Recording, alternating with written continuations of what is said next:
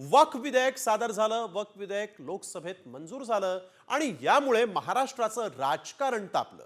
आणि आता हे राजकारण तापलेलं असतानाच पुन्हा एकदा ऑपरेशन टायगरची चर्चा रंगली. ही चर्चा आता का सुरू झाली, त्याला कुणी दुजोरा दिलेला आहे आणि याबरोबरच खरंच ठाकरेंचा गट फुटणार का? पाहुयात या स्पेशल रिपोर्टमध्ये. वक्फ बोर्डाच्या या संपूर्ण विधेयकानंतर ऑपरेशन टायगरवर झालेली ही चर्चा. वक्फ अडवून ऑपरेशन टायगर, ठाकरेंचे खासदार फुटणार, भाजपच्या दाव्याला शिंदेंचा दुजोरा. वक्फ सुधारणा विधेयक लोकसभेत मंजूर झालं, मात्र आता राज्यात पुन्हा एकदा ऑपरेशन टायगरच्या चर्चा सुरू झाल्या. त्याला कारण ठरलंय वक्फ सुधारणा विधेयकापूर्वी महसूल मंत्री चंद्रशेखर बावनकुळेंचं वक्तव्य. तर महाराष्ट्रातली पूर्ण उद्धव सेना, संपूर्ण उद्धव सेना उद्धव ठाकरेजींना सोडल्याशिवाय राहणार नाही. हिंदुत्ववादी ठाकरे गटानं वक्फ सुधारणा विधेयकाच्या विरोधात मतदान केलं, मात्र यावेळी ठाकरे गटाचे खासदार नागेश पाटील आष्टीकर यांनी मतदानाला दांडी मारली. तोच धागा पकडून खासदार श्रीकांत शिंदेंनी आणखी मोठा गौप्यस्फोट केलाय. तर ठाकरे गटाच्या पदाधिकाऱ्यांनी उद्याच पक्षप्रवेशाची गळ घातल्याचा दावा बावनकुळेंनी केलाय.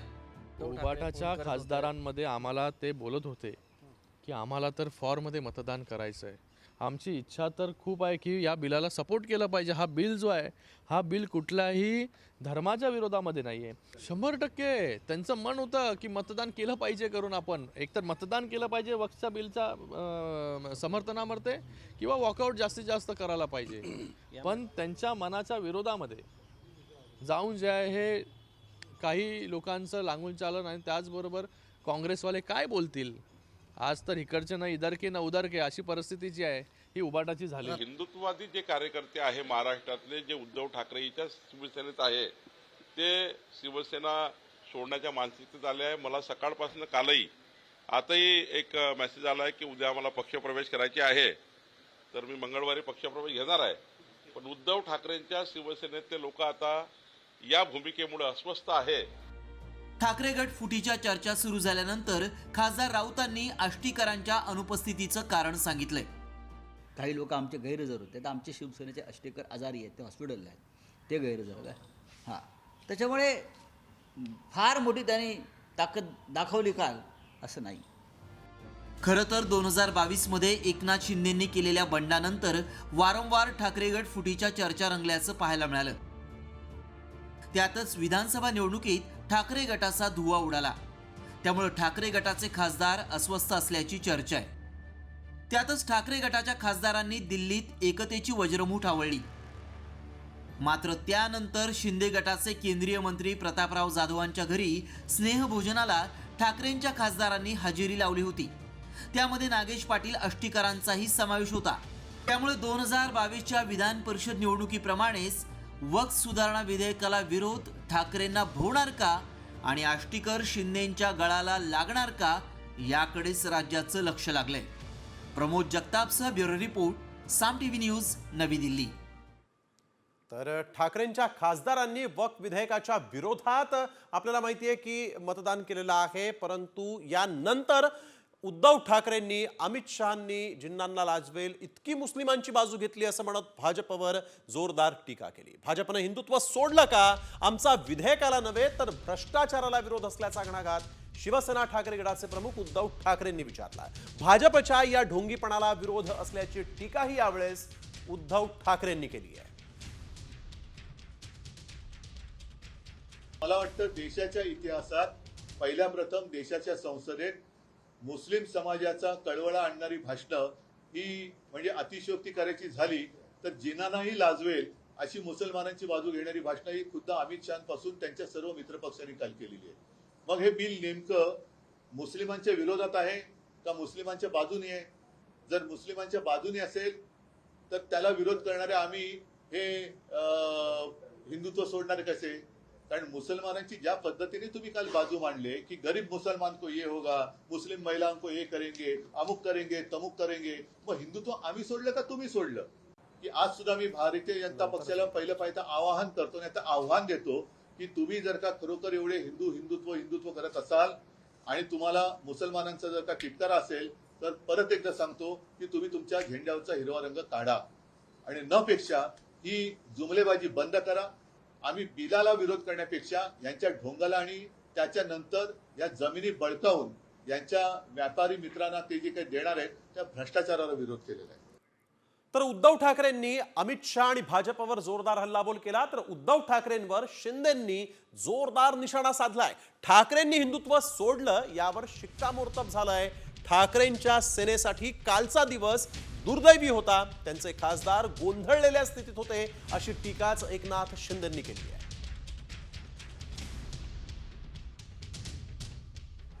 केलेला विरोध त्यांच्या सोबत असलेले बाळासाहेबांचे अजूनही ज्यांच्या मनात विचार आहेत त्या सहकाऱ्यांना देखील मान खाली घालण्यासारखं कृत्य काल झालं. त्यांचे लोकप्रतिनिधी देखील त्यांनी खंत व्यक्त केली आणि कालचा दिवस हा खऱ्या अर्थाने उबाटासाठी दुर्दैवी होता. तर वक्फ सुधारणा विधेयक हे लोकसभेत मंजूर झालं खरं, मात्र या निमित्तानं राज्यातलं राजकारण चांगलंच तापलेलं आहे. या निमित्तानं उद्धव ठाकरेंनी पुन्हा एकदा एकनाथ शिंदेंवर टीकेची झोड उठवली. मात्र ही टीका शिंदेंच्या चांगलीच जिव्हारी लागली आणि त्याला प्रत्युत्तर देताना शिंदेंनीही मग मात्र उद्धव ठाकरे यांचा चांगलाच समाचार घेतलाय. पाहुयात या रिपोर्टमध्ये. ती गद्दार एसनशी सेना आहे. एसनशी जे काय आहे ते एसनशी त्यांनी काय करायचं ते करू दे, ती गद्दार सेना आहे. ऐकलत? गेल्या 3-4 दिवसांपासून उद्धव ठाकरेंनी शिंदेंच्या शिवसेनेला शिवसेना म्हणणंच योग्य नाही, ती गद्दारांची सेना आहे असं म्हणत शिंदे सेनेला एक नवीन नाव दिलंय. सातत्यानं शिंदे गटावर हल्लाबोल करणाऱ्या उद्धव ठाकरेंनी शिंदे गटाला केवळ गद्दार नाही तर एसनशी म्हणण्यास सुरुवात केली, ज्यामुळे राजकीय वर्तुळात नव्या चर्चेला तोंड फुटलंय. उद्धव ठाकरेंनी एसनशी असा जो उच्चार केलाय त्यावरून आता दोन्ही शिवसेनेत नवा वाद पेटलाय आणि त्यावर थेट उपमुख्यमंत्री एकनाथ शिंदेंनीही पलटवार केलाय. शिवसेना युबीटी नाही, शिवसेना एकच आहे. दुसरी ती गद्दार सेना आहे. मी उघड म्हणतोय ती गद्दारांची सेना आहे, ती गद्दार एसनशी सेना आहे. एसनशी जे काय आहे ते एसनशी त्यांनी काय करायचं ते करू दे, ती गद्दार सेना आहे. एसएनसी म्हणजे काय? एकनाथ संभाजी शिंदेचा शॉर्टकट एसएनसी म्हणून. शॉर्टकट? मग मी असं म्हणू का त्यांचा युटी आहे, यूज अँड थ्रो, असं म्हणू?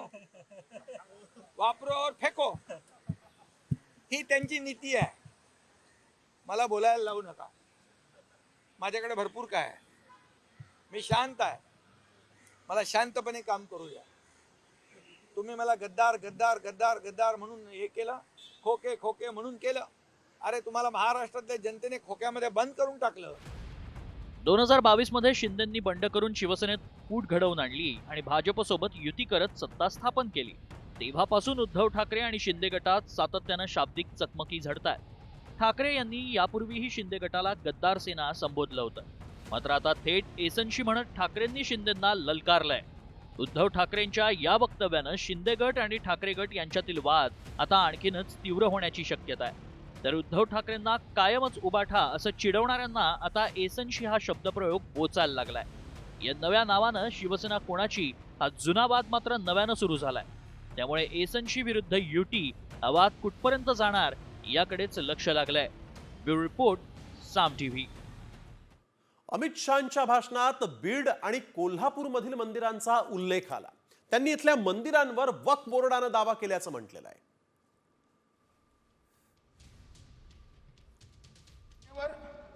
महाराष्ट्र के वडानगे गांव में महादेव की मंदिर पर दावा किया और बीड़ में कंकलेश्वर मंदिर की 12 एकड़ जमीन वक्फ बोर्ड ने जबरन ले ली.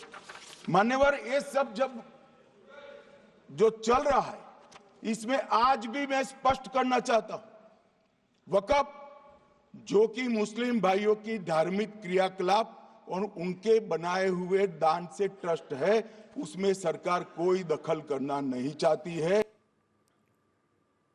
वक्फ दुरुस्ती विधेयकादरम्यान लोकसभेमध्ये केंद्रीय गृहमंत्री अमित शहांनी कोल्हापुरातल्या वडगणे गावाचाही उल्लेख केला आणि या गावात महादेव मंदिराच्या जागेवरच वक्फ बोर्डानं दावा सांगितल्याचं अमित शहांनी म्हटलं. सध्या या जागेबाबतचा विषय न्यायप्रविष्ट आहे. गावातील हिंदू आणि मुस्लिम या दोन्ही समाजाकडून मंदिराच्या जागेवर दावा सांगितला जातोय.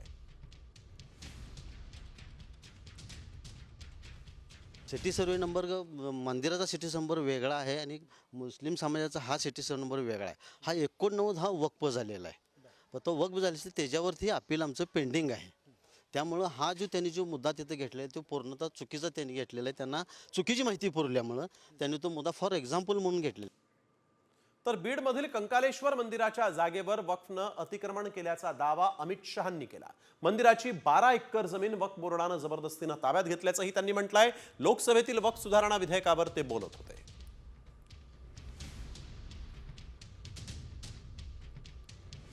अध्यक्षांनी रणजित झुंबरसिंह चव्हाण 30 लाख रुपये करणे अशी जमीन विकलेली आहे आणि त्याच्यावर मुसलमान लोक अतिक्रमण करून बसलेत.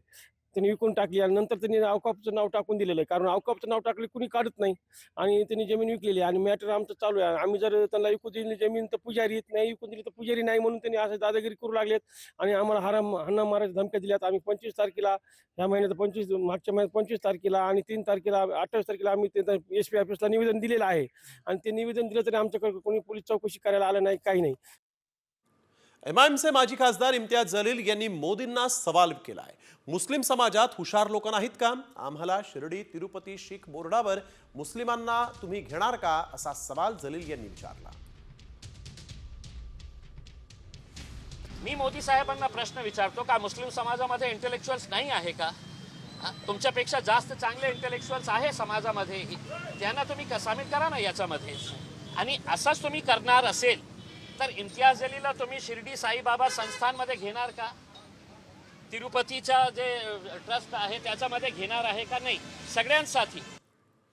वक्फ विधेयकाला अजित पवार गटाचं समर्थन मिळालं. अजित पवारांच्या खासदारांनी लोकसभेत वक्फ विधेयकाच्या बाजूनं मतदान केलं. पक्षाची भूमिका न मांडताच खासदार सुनील तटकरेंनी मतदान केलंय. दरम्यान वक्फ सुधारणा विधेयकावर भूमिका न मांडल्यामुळे महायुतीत नाराजी असल्याचंही बोललं जात आहे.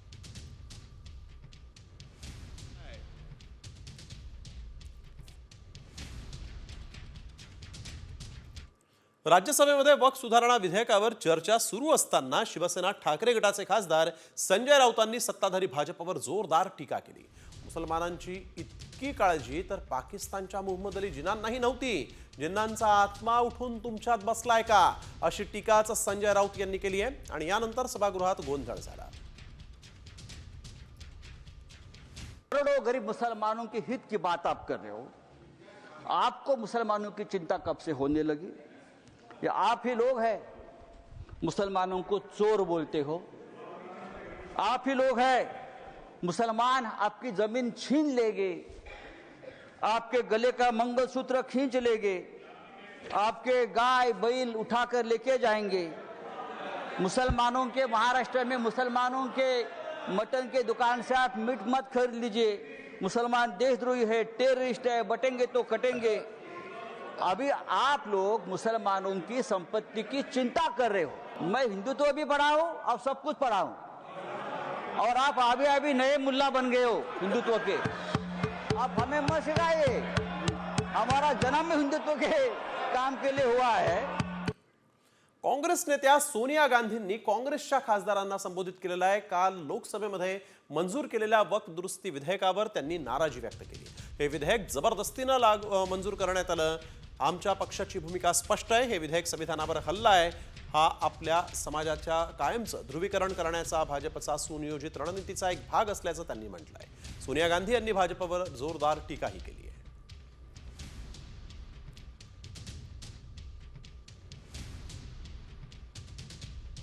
तर आपण बघतोय वक्फ सुधारणा विधेयकावर सोनिया गांधींनी नाराजी व्यक्त केलेली आहे. वक्फ विधेयक जबरदस्तीनं मंजूर झालं असं सोनिया गांधींनी म्हटलंय. वक्फ विधेयक म्हणजे संविधानावर हल्ला असं सोनिया गांधी यांनी म्हटलं आहे. समाजाचं ध्रुवीकरण करण्याचा भाजपचा डाव असल्याचं देखील त्यांनी पुढे म्हटलंय.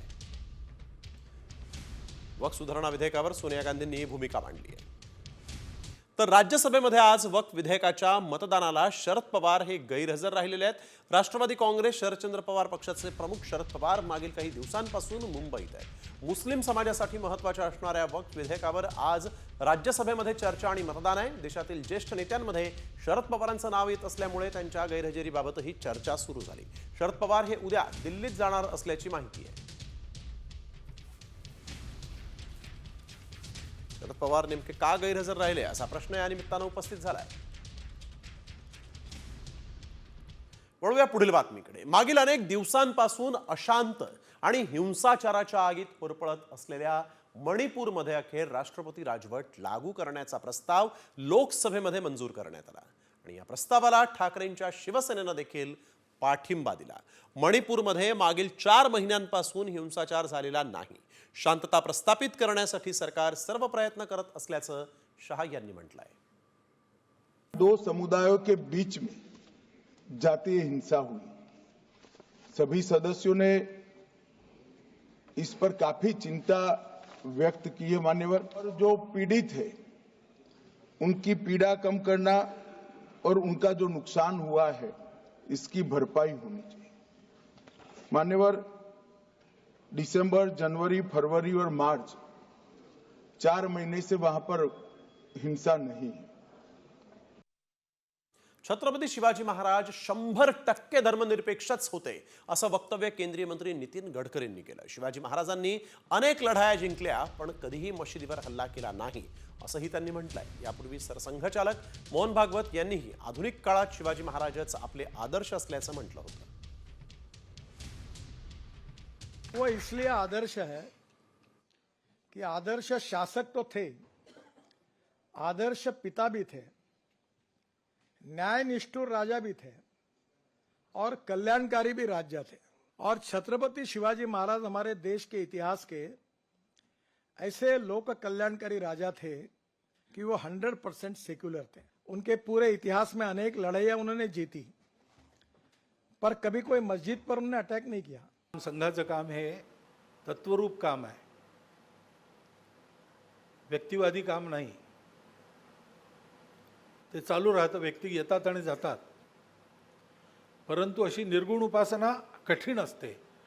म्हणून जर आपल्याला साकार कोणी आदर्श हवाच असेल तो पौराणिक काळात श्री हनुमान आणि आधुनिक काळामध्ये छत्रपती शिवाजी महाराज हेच आहेत. शिवाजी महाराजांनंतर 250 वर्षानंतर सुद्धा तोच आदर्श आहे आणि आजही तोच आदर्श आहे. वाघ्याच्या समाधीवरून संभाजीराजे पुन्हा आक्रमक झाले. संभाजीराजेंनी आज रायगडावर जाऊन वाघ्या समाधीची पाहणी केली. वाघ्या श्वान हे एक काल्पनिक पात्र असून ते अतिक्रमण आहे, ते सरकारनं काढून टाकावं अशी मागणी करण्यात आलेली आहे. शिवाजी महाराजांच्या समाधीसाठी मदत केलेली आहे, त्या कुत्र्यासाठी नाही. तुकोजी होळकर महाराज जिथं असतील ते म्हणतील मी काय कुत्र्यासाठी मदत केली का शिवाजी महाराजांसाठी केली. किती साधा प्रश्न हे. अध्यक्ष म्हणून मी त्यांच्या कानावर घातले. काल मुख्यमंत्र्यांसोबत अनेक विषय पेटलेले दिसतात. समिती स्थापन करतील आणि निर्णय घेतील. वळूया पुढील बातमीकडे. शिंदेंवर केलेल्या टीकेनंतर कुणाल कामराचा पाय आणखीन खोलात गेला. कुणाल कामराच्या विरोधात शिंदे गट आणखीन आक्रमक झालाय. तर शिंदे गटानं नेमकी काय मागणी केलेली आहे पाहूयात या स्पेशल रिपोर्टमध्ये. शिंदेंचं विडंबन कामराला भोवणार.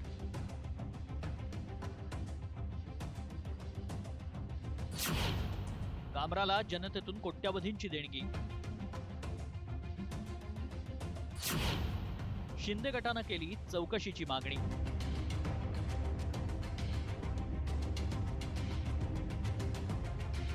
रिक्शा चेहरे पे दाढ़ी आंखों में चश्मा है, एक झलक दिखलाए कभी गुवाहाटी में छुप जाए, मेरी नजर से तुम देखो गद्दार नजर वो आए. स्टँडअप कॉमेडियन कुणाल कामरानं केलेलं विडंबन शिंदे गटाला चांगलं झोंबलंय.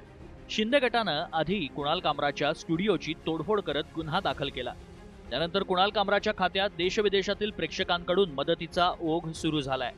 आतापर्यंत ऑनलाईन पद्धतीनं 5 कोटींपेक्षा जास्त रक्कम जमा झाल्याची माहिती समोर आली आहे. आणि हाच धागा पकडून संतापलेल्या शिंदे गटानं कामराला मिळालेल्या देणगीची चौकशी करण्याची मागणी गुन्हे शाखेकडे लेखी तक्रार करत केली आहे. कामराच्या उत्पन्नाच्या स्रोतांबद्दल शंका आहे. कामराला देशविदेशातून निधी मिळाल्याचा संशय आहे. कामराला मिळालेल्या विदेशी निधीच्या स्रोतांची चौकशी करावी. जब से ये कुणाल कामरा चैनल यूट्यूब पे शुरू हुआ है, मैं आपको क्लियर कट कह सकता हूँ, क्या ये 1.5 से 2 करोड़ रुपए की बात है जो इंटरनेशनल फंड से आए हैं, और ये आपको यूट्यूब और मुंबई पुलिस प्रूव करके दिखाएगी. कुणाल कामरानं शो मध्ये एकनाथ शिंदेंचं नाव न घेता अप्रत्यक्षपणे गद्दार असा उल्लेख केला होता. या प्रकरणी कामराला मद्रास उच्च न्यायालयानं अटकेपासून अंतरिम संरक्षण दिलं. मात्र आतापर्यंत नेमकं काय घडलंय पाहूया. 23 मार्च कुणाल कामराची शो मधून शिंदेंवर अप्रत्यक्ष टीका.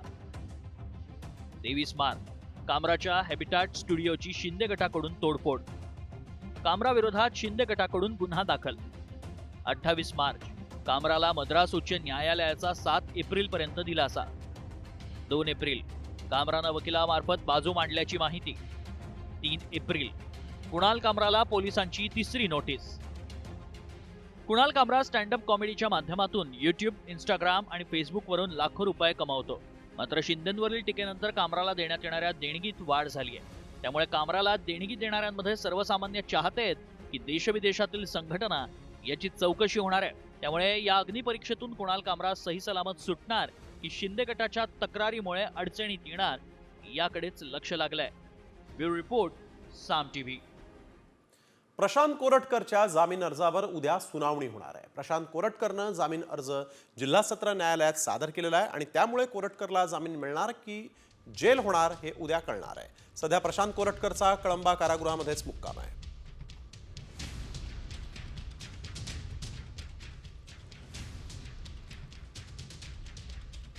पक्षात मतभेद झाल्यानंतर उद्धव ठाकरेंनी एकनाथ शिंदेंना मुख्यमंत्री पदाची ऑफर दिली होती असा दावा माजी मंत्री दीपक केसरकर यांनी केला.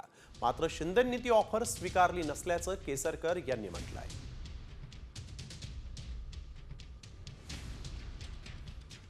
ज्यावेळेला पक्षामध्ये मतभेद निर्माण झाले त्यावेळेला शिंदे साहेबांना मुख्यमंत्री पदाची ऑफर ही पक्षप्रमुखांनी दिलेली होती.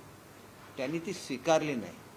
त्यांनी सुद्धा म्हटलेलं की त्यांच्या डोळ्यामध्ये पाणी आलं, कारण ते भावनाप्रधान आहे. कोणी असं म्हणण्याचं कारण नाही की एखाद्या पदासाठी म्हणून एवढा मोठा मनुष्य काही निर्णय घेऊ शकतो. छत्रपती संभाजीनगरात ठाकरेंच्या सेनेत धुसफूस पाहायला मिळतीये. चंद्रकांत खैरेंनी दानवेंवर उघडपणे नाराजी व्यक्त केली. आपल्याला दानवे विचारत नसल्याचं खैरे यांनी म्हटलेलं आहे. तर ते ज्येष्ठ नेते आहेत, त्यांना मानानंच बोलावतो असं दानवेंनी म्हटलंय. नाही, सेटिंग लावली, पण कशी सेटिंग लावली? एक पण आला का निवडून? खासदार तरी आले की निवडून? मग ह्याची सेटिंग लावून टाकली. हा, चुकीची माहिती दिली गेली, चुकीची माहिती दिली. हा, मग समजून घ्या.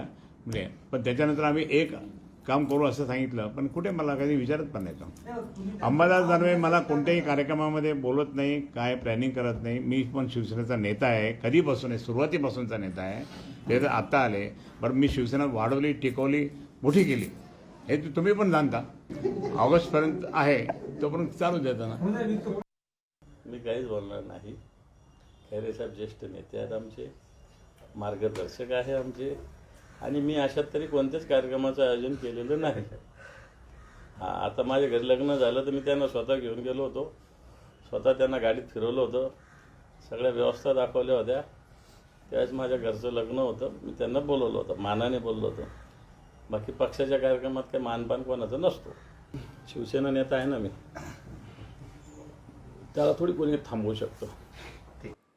वळूया पुढील बातमीकडे. आता लाडक्या बहिणींसाठी एक मोठी बातमी. लाडक्या बहिणींना 2100 रुपये देण्याबाबत सरकार सकारात्मक आहे असं वक्तव्य विधान परिषदेच्या उपसभापती डॉक्टर नीलम गोऱ्हेंनी केलं. लाडक्या बहिणींना लवकरात लवकर 2100 रुपये मिळतील असा विश्वास त्यांनी व्यक्त केला आहे.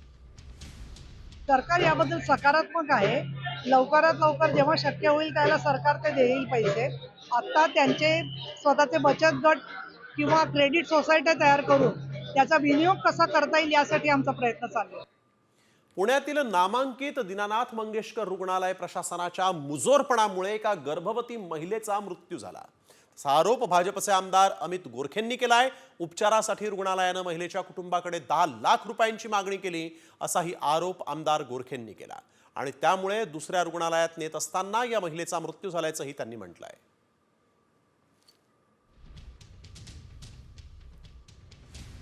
पुन्हा 10 लाख रुपये भरायचे, डिपॉझिट करायची, त्याच्याशिवाय पेपरच नाही करणार. तिथल्या सगळ्या स्टाफला पण त्यांनी ते सांगितलेलं. आम्ही 3 लाख रुपये घेऊन खाली बिलिंग डिपार्टमेंटला गेलेलो.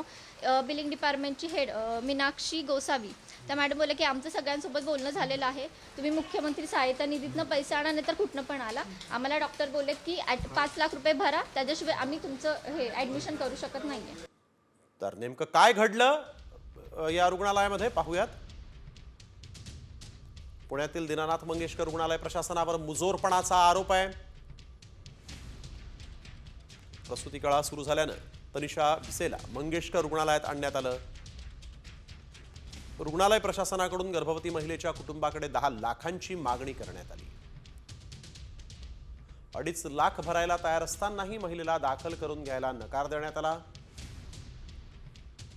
दुसऱ्या रुग्णालयात नेण्यात येत असताना गर्भवती महिलेचा मृत्यू झाल्याचा आरोप आहे. जुळ्या मुलांना जन्म देऊन तनिषा भिसेचा मृत्यू झाला आहे. तर नेमकं काय घडलं होतं ते आपण पाहिलं. आता दरम्यान या सगळ्या प्रकरणी मृत महिलेच्या नातेवाईकांनी जो आरोप केला होता त्या आरोपात तथ्य नसून राज्य शासनाला अहवाल पाठवणार असल्याचं स्पष्टीकरण दीनानाथ मंगेशकर रुग्णालयानं दिलेलं आहे. दीनानाथ मंगेशकर हॉस्पिटल या पूर्ण प्रकरणाची केसची माहिती घेऊन शासनाकडे त्यांचा संपूर्ण अहवाल चौकशीमध्ये पाठवणार आहे. आत्ता जे माध्यमातून जे समोर आलेलं आहे ते पूर्णपणे अर्धवट आलेलं आहे. यातनं फक्त दीनानाथ रुग्णालयाची फक्त बदनामीच होत आहे. नाशिक जिल्हा रुग्णालयातील अतिदक्षता नवजात शिशु कक्षामध्ये शॉर्ट सर्किटमुळे आग लागल्याची घटना घडली. नवजात शिशु कक्षामध्ये एकूण 70 बालकं होती. शॉर्ट सर्किट झाल्यानंतर त्वरित सगळ्या बालकांना दुसऱ्या कक्षात हलवण्यात आलं. सुदैवानं कोणतीही अनुचित घटना घडलेली नाही. शॉर्ट सर्किट झाल्याचं लक्षात आल्यानंतर सर्व परिचारकांनी लगेचच बालकांना सुरक्षित दुसऱ्या कक्षामध्ये हलवलं. दरम्यान शॉर्ट सर्किट का झाला या संदर्भात अद्याप कुठलीच माहिती समोर आलेली नाहीये. हो, आमचंही बाळ आहे, 4 दिवसाचं आहे, पण बाळ व्यवस्थित आहे. सगळी त्यांनी काळजी घेतली, पटापट त्यांनी बाहेर काढले, मुलं ज्याची त्याच्या ताब्यात दिले, म्हणजे एकदम सुरक्षित आहे. डॉक्टरांनी खूप काळजी घेतली. जळगाव महापालिकेतील गंभीर प्रकार उघडकीस आलाय. तब्बल 43 बोगस दाखल्यांवर तहसीलदारांच्या बनावट सह्या मारल्याचा धक्कादायक प्रकार घडलेला आहे. पालिकेतील जन्ममृत्यू नोंदणी विभागातील संतापजनक प्रकार आहे. दरम्यान या प्रकरणात बांगलादेशी कनेक्शन असल्याचा संशय व्यक्त करण्यात येतो आहे. तर गुन्हा दाखल करून चौकशी करण्याची प्रक्रिया सध्या सुरू आहे. नगरपालिकांनी एक तहसीलदार जळगावला एक पत्र पाठवलं होतं. त्याच्या अनुषंगाने की काही असं काही दाखले म्हणजे कार्यालयाने इश्यू केलं की नाही ते तपासायला सांगितलं होतं. तहसीलदार जळगावने त्या अनुषंगाने कार्यालयाचे सगळे रेकॉर्ड्सला तपास केला. त्याच्यामध्ये 43 दाखले जो आहे त्याच्यामध्ये काही बनावट स्वाक्षरीचे विषय त्याच्यामध्ये समोर आलेली आहे. त्याच्या अनुषंगाने तहसीलदार जळगावने याची तक्रार पोलीस खात्याने केलेली की त्यांच्या स्वाक्षरी जो आहे ते वापरण्यात आलं आणि ते काही डॉक्युमेंट मनपाला कोणतं सादर केलेलं आहे या संदर्भामध्ये. आणि पुढील या संदर्भाचा अहवाल जो आहे ते मनपा जे सन्माननीय आयुक्त महोदय आहे त्याला तहसीलदार जळगावने पाठवलेला. सतीश उर्फ खोक्या भोसलेला वन विभागानं ताब्यात घेतलं. वन विभागाकडून खोक्या भोसलेची चौकशी केली जाणार आहे. शिकारीचं साहित्य आणि घरात आढळलेलं मांस या प्रकरणामध्ये सतीश भोसलेला वन विभागानं ताब्यात घेतलंय. वन विभागाच्या जागेमध्ये सतीश भोसलेनं अनधिकृत बांधकाम केलं होतं आणि त्या प्रकरणी त्याला ताब्यात घेण्यात आलेलं आहे.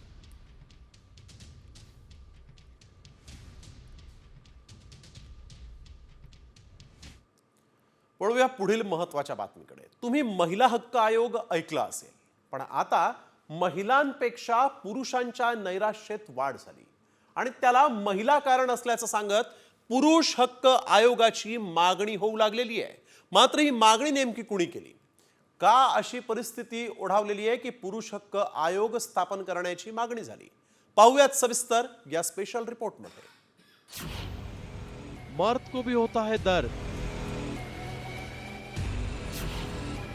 महिलांपेक्षा पुरुष नैराश्यात. तरुणांमध्ये नैराश्य वाढलं.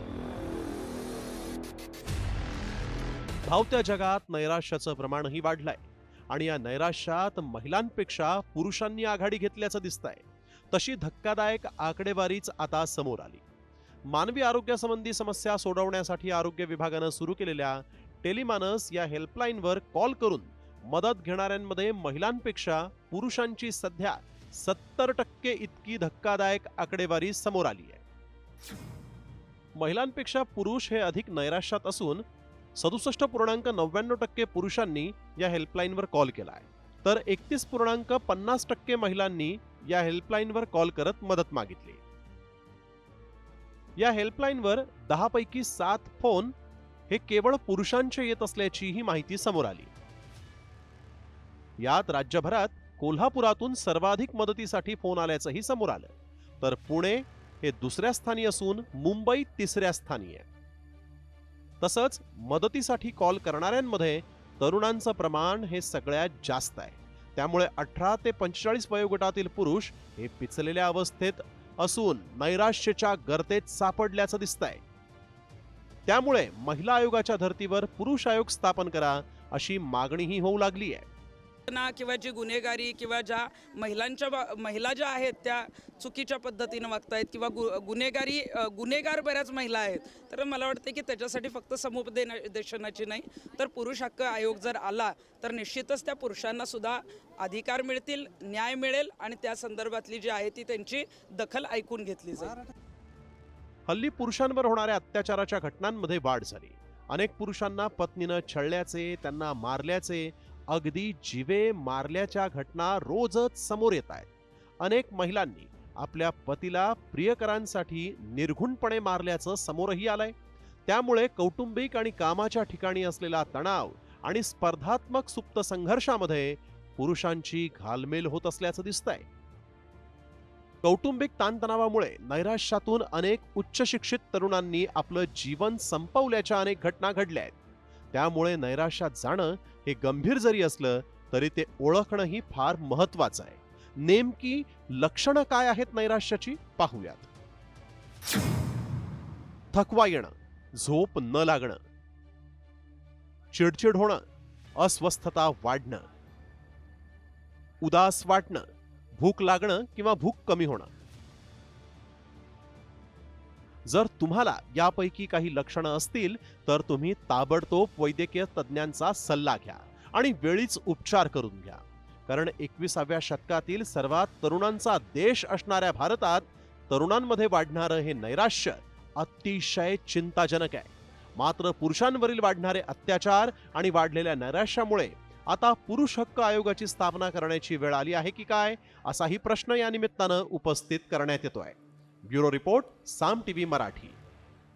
वळूया पुढील बातमीकडे. मुंबईकरांचं आता नवीन घराचं स्वप्न महागलंय, कारण राज्यात रेडी रेकनरचे नवे दर जाहीर झाले आणि त्यामुळे आता मुंबई महापालिका क्षेत्रासह सर्वत्र जागांचे दर हे गगनाला भिडलेत. नव्या दरांनुसार मलबार हिल इथं प्रति चौरस फुटाचा दर सर्वाधिक म्हणजे 65,900 रुपये इतका आहे. मुंबईत कुठल्या भागात किती भाव आहे पाहूयात.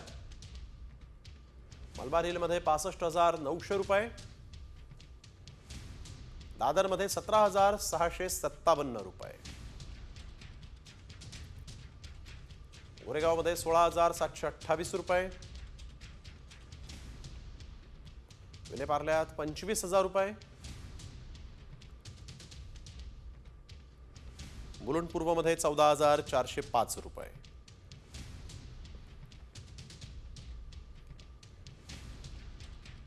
अमेरिकेनं भारतावर टेरिफ बॉम्ब टाकलेला आहे. भारतावर आता 26% आयात शुल्क लादण्यात आलेलं आहे. अमेरिकेच्या या दणक्याचा भारतावर मोठा परिणाम होऊ शकतो. भारतात महागाई वाढण्याची शक्यता आहे. कृषी, औषध निर्माण, उत्पादन क्षेत्रावर तसंच कापड उद्योग, ज्वेलरी सेक्टरवर देखील मोठा परिणाम होण्याची भीती आहे.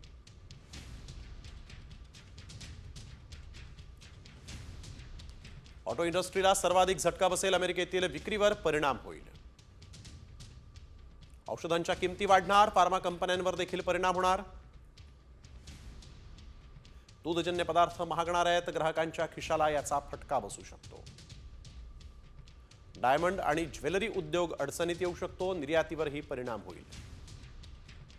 केमिकल आणि मेडिकल उपकरण कंपन्यांसाठी धोक्याची घंटा आहे. अमेरिकेचे राष्ट्राध्यक्ष डोनाल्ड ट्रम्प यांनी भारतासह आशियाई देशांवर टॅरिफ लादलेला आहे आणि त्याचा परिणाम जपानसह आशियाई शेअर मार्केटवर दिसून आला. आशियाई बाजारपेठेत मोठी घसरण झालेली आहे. जपानचा निक्केई निर्देशांक 4% अधिक घसरलेला आहे, तर डाऊ जोन्स 2.4 आणि नॅसडॅक 4.2 कोसळला आहे. जपानचा शेअर बाजार सर्वात वाईट स्थितीत असल्याचं दिसून येत आहे. ट्रम्प यांनी भारतावर ही टॅरिफ बॉम्ब टाकत 26% इतका कर लादला. त्याचा परिणाम सेन्सेक्स आणि निफ्टीमध्येही आज दिसण्याची शक्यता आहे. वळूया पुढील बातमीकडे. एकदा पुन्हा शिंदे सरकारच्या काळातील योजना सपशेल बंद करण्यात आली. राज्यातील शाळांमधील 1ली ते 8वी पर्यंतच्या विद्यार्थ्यांना एक राज्य एक गणवेश ही योजना शिंदे सरकारनं आणली होती. आता त्या योजनेच्या अंमलबजावणीचा निर्णय महायुती सरकारनं मागे घेतला आहे. गणवेशासाठी म्हणून वापरण्यात येणाऱ्या कपड्यांचा रंग आणि गणवेशाची खरेदी राज्य पातळीवर न करता शाळा व्यवस्थापन समितीकडे खरेदीचे अधिकार देण्यात आलेले आहेत. स्थानिक स्वराज्य संस्था निवडणुकीसाठी भाजपचा एक नवा प्लॅन आहे. भाजपकडून नव्या नेतृत्वाला संधी देण्याचा प्रयत्न केला जातोय. पक्षांतर्गत नेमणुकीत तरुणांना अधिकाधिक जबाबदारी देण्याचे संकेत मिळत आहेत. 35 ते 45 वयोगटातील नेत्यांवर तालुका अध्यक्षपदाची जबाबदारी, तर जिल्हाध्यक्षपदासाठी 45 ते 50 वयोगटातील नेत्यांना जबाबदारी दिली जाणार आहे. नेतृत्वाची नवी फळी उभारण्याचा हा भाजपचा प्रयत्न आहे.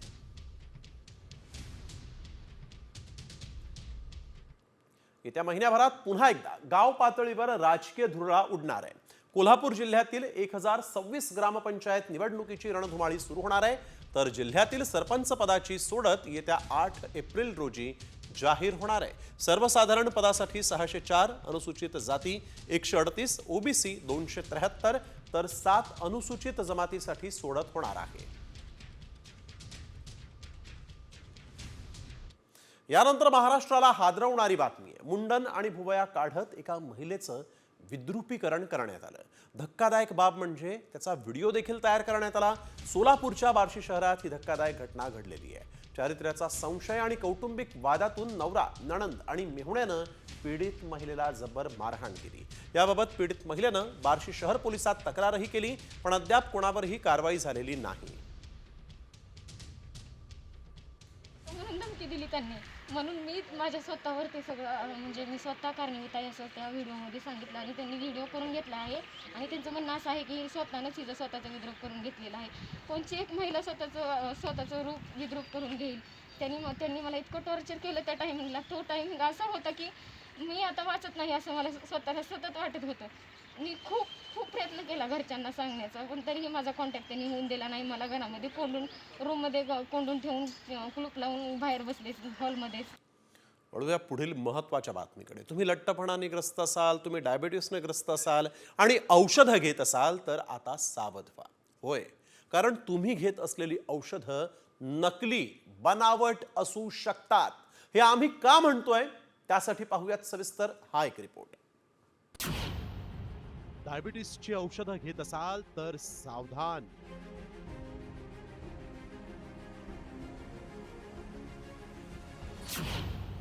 डायबिटीस, लठ्ठपणाची औषधच नकली.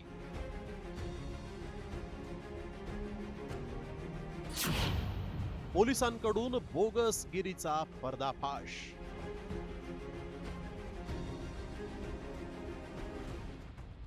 तुम्ही डायबिटीसची औषधं घेत असाल तर सावधान. डायबिटीस आजार हा माणसाचं शरीर हळूहळू पोखरून टाकतो. त्यामुळे डायबिटीज आणि लठ्ठपणावर नियंत्रणासाठी म्हणून 12 कोटींपेक्षा जास्त लोक औषधं आणि इंजेक्शन्स घेतात. मात्र ही औषधच बोगस असल्याचं उघड झालं. मुंबई पोलिसांनी 4 ठिकाणी छापेमारी करत या बोगसगिरीचा पर्दाफाश केलाय. वापराकरता मेडिसिन आम्ही आणतोय असं करून काही फॉरेनर्सच्या मदतीने ह्या मेडिसिन्स आपल्या देशामध्ये, आपल्या महाराष्ट्रामध्ये आणल्या जात आहेत. म्हणजे ट्रॅव्हल करत असताना 10 मेडिसिन सोबत घेऊन यायच्या, असं करून काही केनियावरनं, काही सिरियावरनं, काही गल्फ कंट्रीवरनं, काही आफ्रिकेवरनं असे काही प्रवासांच्या माध्यमातून या मेडिसिन्स आणल्या जात आहेत. की EOWच्या माध्यमातून या ज्या मी धाडी 4 दिवसापूर्वी केल्या, EOWच्या माध्यमातून या संपूर्ण रॅकेटचं तिथे चौकशी केली जाईल आणि EOWच्या माध्यमातून या सगळ्यांवरती योग्य ती कारवाई केली जाईल. डायबिटीज आणि लठ्ठपणा यावर नियंत्रण मिळवण्यासाठी सर्वसामान्य नागरिकांपासून ते सेलिब्रिटी इंजेक्शन्सचा वापर करतात. या इंजेक्शन्सची किंमत 40 ते 50 हजार इतकी आहे. या बोगस औषधांच्या विरोधात FDA आणि मुंबई महापालिकेनं धडक कारवाई सुरू केली आहे. त्यानंतर आता पोलिसांनी वांद्रे, अंधेरी, घाटकोपर, पाली हिल भागात छापेमारी करत इंजेक्शन्स जप्त केले, तर 2 जणांच्या मुसक्या आवळल्या. माझ्या अधिकाऱ्यांना त्या लोकेशन पर्यंत त्या ड्रग इन्स्पेक्टरना घेऊन जायला सांगितलं आणि मग शेवटी तिथे आपल्या या ऍक्शननुसार आपण कारवाई केली. महाराष्ट्रात 10% जास्त लोक डायबिटीजवर नियंत्रण मिळवण्यासाठी औषधं घेत आहेत. मात्र ही औषधं विनापरवाना दुसऱ्या देशातून कुरिअरद्वारे आणली जातात. त्याची सोशल मीडियावर जाहिरात केली जाते आणि त्यातच सर्वसामान्य नागरिक फसतो. या बोगसगिरीचा पर्दाफाश करण्यासाठी पोलीसही सतर्क झाले आहेत. मात्र तुम्हीही सोशल मीडियावर जाहिरात पाहून औषधं घेत असाल तर सावध राहा. सूरज मसूरकर सह ब्युरो रिपोर्ट, साम टीव्ही न्यूज, मुंबई. वळूया पुढील बातमीकडे. सुप्रीम कोर्टाचे विद्यमान 33 न्यायाधीश आपली संपत्ती जाहीर करणार आहेत. सुप्रीम कोर्टाच्या वेबसाईटवर त्यांची मालमत्ता जाहीर होणार आहे. 1 एप्रिलला झालेल्या बैठकीत हा मोठा निर्णय घेण्यात आला आहे. अलाहाबाद उच्च न्यायालयाचे न्यायमूर्ती यशवंत वर्मा यांच्या निवासस्थानी जळालेल्या नोटा सापडल्या होत्या आणि त्यानंतर हा निर्णय घेण्यात आलेला आहे.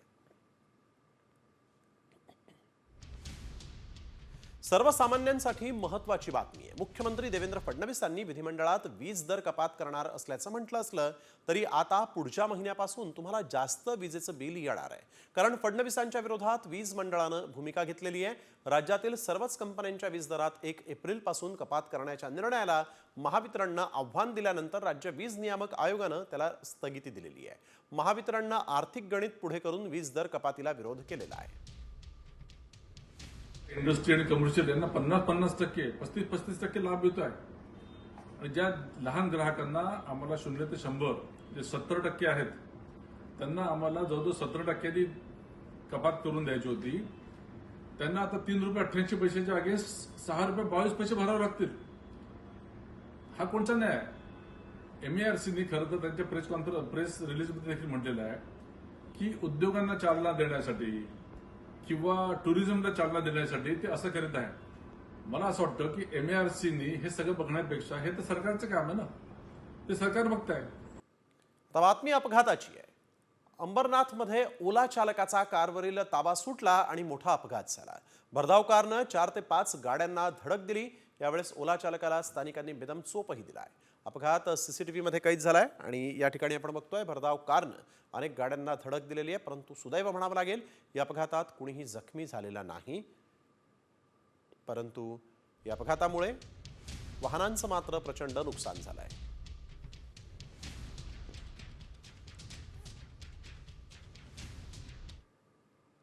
ही दोस्ती तुटायची नाही. मैत्री, मेहनत आणि यश यांचं महत्त्व अधोरेखित करणाऱ्या शिरूर तालुक्यातील 3 मित्रांची न्यायाधीश पदापर्यंतची दोस्तीच्या दुनियादारीतील ही यशोगाथा प्रत्येकानं पाहावी अशीच आहे. पाहूया. मोबाईल वाजला, कानाला लावला, ज्याची बघत होता वाट तीच बातमी आली कानावर. मग काय दणक्यात जल्लोष सुरू. एकमेकांना पेढं भरवलं, तोंड गोड केलं, कपाळाला विजयाचा गुलाल लावला आणि मारली जोरदार मिठी. आता तुम्ही म्हणाल नेमकं घडलंय तरी काय? अरे भावा, पहिल्यापासून एकत्र असणाऱ्या 3 दोस्तांना मारली बाजी आणि मिळवली न्यायाधीशाची खुर्ची. हे 3 मैत्र शुभम, सागर आणि अक्षय जाम जिगरी यारी. पेशानं वकील पण जिद्द मोठ्या हुद्द्यावर जायची, गोरगरीब जनतेला न्याय द्यायची. एकत्र अभ्यास केला, प्री, मेन्स आणि इंटरव्ह्यू. या सगळ्यात आमचं म्हणजे सगळ्यात महत्त्वाचं जे ठरलं आम्हाला, एकमेकाचं मार्गदर्शन जे ठरलं ते इंटरव्ह्यूच्या स्टेजला बऱ्यापैकी मार्गदर्शन ठरलं. खूप आनंद होतोय. आज निकाल लागला. सर, ही जी स्पर्धा परीक्षा आहे ती सर एकदम चिकाटीची आणि जिद्दीची गोष्ट आहे. म्हणजे सर यामध्ये जे सातत्याने अभ्यास करावा लागतो. न खचण्याचं कारण म्हणजे मित्र. आणि जी बातमी आपण करतोय किंवा आपण जे सोबत आज आहेत ह्या मित्रांमुळे आज असे अनेक मित्र आमचे जे आहेत, मित्र आणि कुटुंब, या सगळ्यांमधून न खचण्याची प्रेरणा मला मिळाली. मग काय, 3घांनी सुरू केला अभ्यास आणि दिली स्पर्धा परीक्षा. यशाच्या शिखरावर जायचं तर अपयशाच्या पायऱ्या तोडवाव्याच लागतात. जेव्हा अपयश आलं तेव्हा 3घांनी एकमेकांना धीर दिला आणि यश आल्यावर गोड पेढा भरवला. इतकंच काय तर सोशल मीडियाला 5-6 वर्ष रामराम ठोकत आपलं ध्येय साध्य केलं. आत्तापर्यंत आमच्या अनेक आठवणी आहेत आणि आम्ही अकॅडमीमध्ये पण सोबत अनेक आठवणी तयार करू आणि जसं वेळ मिळेल तसं आम्ही निश्चित वेळ काढून सगळे भेटू. अशा पद्धतीने आम्ही आमची मैत्री जपू. शिरूरच्या या तिघांची कहाणी फक्त यशाची नाही, तर एक उदाहरण आहे कट्टर दोस्तीचं. दोस्तीच्या मार्गावरनं जाताना एकमेकांना सावरण्याचं आणि यशाच्या शिखरावर उभं राहून लाखो जनतेला न्याय द्यायचं. शिरूरवरनं रोहिदास गाडगे, साम टीव्ही. वळूया पुढील बातमीकडे. पुणे शहरातील मध्यवर्ती भागासह उपनगरात जोरदार पाऊस झालाय. पुण्यातील पेठांमध्ये तसंच कोथरूड परिसरात सुद्धा पावसाच्या सरी कोसळल्या. अचानक आलेल्या या पावसामुळे नागरिकांची तारांबळ उडाली. हवामान विभागानं आज पावसाचा इशारा दिला होता आणि त्यानंतर पुणे शहराला पावसानं झोडपून काढलंय.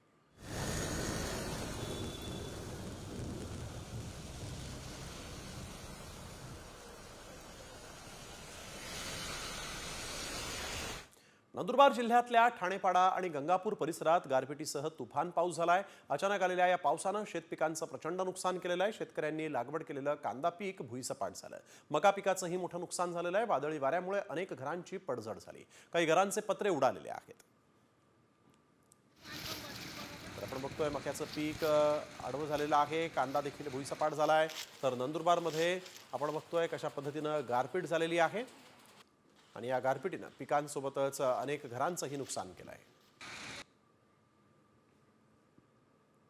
लय जोरदार पाऊस काल संध्याकाळी 5 वाजता गारपीट आणि चक्रीवादळ होती. त्याच्यामुळे आमचा मक्का सगळा नुकसान झाला आणि आता काही दिवसानंतर निघत होता. 15 दिवसानंतर आता ते सगळं सडून जाणार.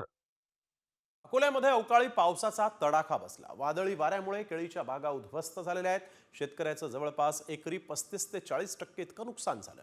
कांदा उत्पादकांनाही मोठा फटका बसलाय. काढणी करून कापण्यासाठी ठेवलेला कांदा पावसात भिजलाय. पपई, आंबा गळून पडलाय तर गव्हाचं पीकही आडवं झालं. नुकसानग्रस्त शेतकऱ्यांनी पंचनामे करून भरपाई देण्याची मागणी केली आहे.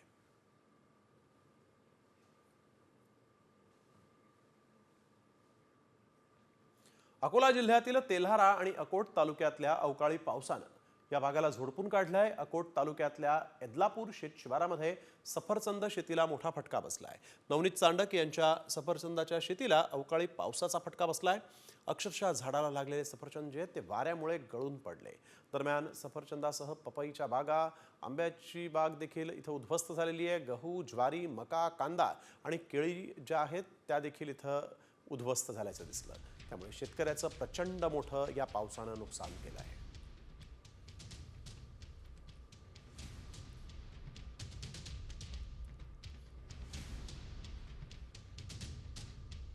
तर नाशकात देखील गारपीट आणि अवकाळी पाऊस झाला आणि यामुळे द्राक्ष बागांचं मोठं नुकसान झालं.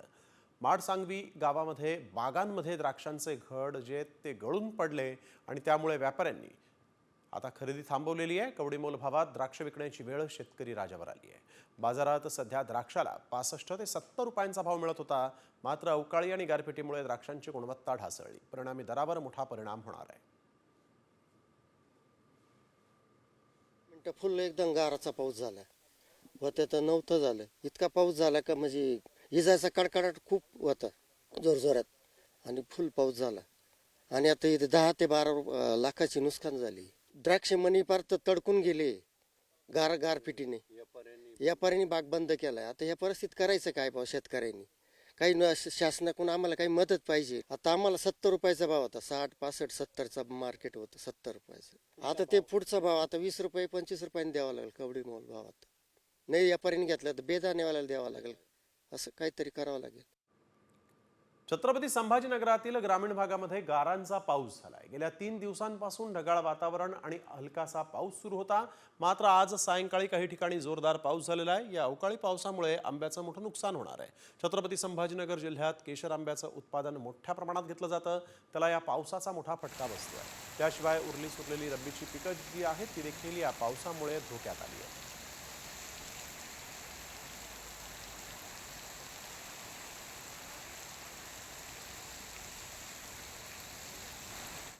तुम्ही फेसबुक आणि इंस्टाग्राम वापरता का? या प्रश्नाचं उत्तर होयच असेल.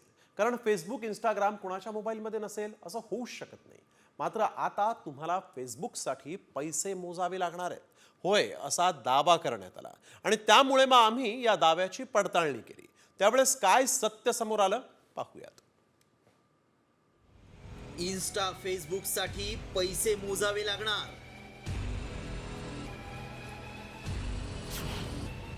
महिन्याला करावा लागेल प्लान रिचार्ज.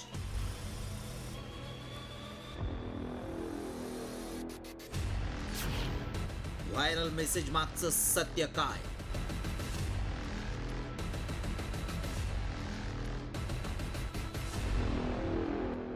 तुम्ही फेसबुक इन्स्टा वापरत असाल तर तुम्हाला मोबाईल रिचार्ज सारखा प्लान खरेदी करावा लागणार आहे. होय, कारण आता फुकटचं फेसबुक इन्स्टा वापरणाऱ्यांसाठी मेटा भुर्दंड लावणार आहे असा दावा करणारा मेसेज व्हायरल होतोय. इन्स्टा आणि फेसबुक असलं की आजूबाजूला बोलायला कुणीही नसलं तरी चालतं. तासन तास लोक फेसबुक आणि इन्स्टावर वेळ घालवत आहेत. फोटो व्हिडिओ शेअर करणं, दुसऱ्यांचे फोटो पाहणं, लाईक्स, शेअर, कमेंट्स, पोस्ट लिहिणं हा सगळा कार्यक्रम दिवसभर सुरू असतो. त्यामुळे खरंच आता इन्स्टा फेसबुकसाठी पैसे लागणार आहेत का याची पडताळणी करणं गरजेचं आहे. देशभरात इन्स्टा आणि फेसबुकचे कोट्यवधी युजर्स आहेत. त्यामुळे याची माहिती जाणून घेण्यासाठी आमच्या टीमनं या दाव्याची पडताळणी सुरू केली. त्याआधी मेसेजमध्ये काय दावा केलाय पाहूया. फेसबुक, इंस्टाग्राम तुम्ही वापरत असाल तर आता पैसे मोजावे लागतील, कारण मेटा आता पेड पॉलिसी लागू करणार आहे. त्यामुळे तुम्हाला महिन्याला भुर्दंड लागणार आहे. हा दावा केल्यामुळं आमच्या टीमनं पडताळणी सुरू केली. याबाबत मेटाकडूनच माहिती मिळू शकते. त्यामुळे आमच्या टीमनं मेटाकडून माहिती मिळवण्याचा प्रयत्न केला. खरंच मेटा आता फेसबुक, इन्स्टासाठी पैसे लावणार आहे का हे जाणून घेतलं. त्यावेळी काय सत्य समोर आलं पाहूया. मेटाकडून इन्स्टा आणि फेसबुकसाठी पेड पॉलिसीचा विचार सुरू आहे. मेटा एक कॉम्बो ऑफर लॉन्च करू शकते. जाहिरात मुक्त एडिशन 1445 रुपये प्रति महिना. हे फीचर फक्त डेस्कटॉप युजरसाठीच असेल. जाहिराती न पाहणाऱ्यांसाठी पेड पॉलिसीचा विचार सुरू आहे. आपल्या देशात इन्स्टा, फेसबुकवर पैसे लागू करण्याबाबत सध्या विचार नाही. सध्या ब्रिटनमध्ये यावर विचार सुरू आहे. मात्र भविष्यात फेसबुक आणि इंस्टाग्रामसाठी पैसे मोजावे लागू शकतात. त्यामुळं आमच्या पडताळणीत मेटा, फेसबुक आणि इन्स्टासाठी पैसे लावणार असल्याचा दावा सत्य ठरलाय. ब्युरो रिपोर्ट, साम टीव्ही न्यूज.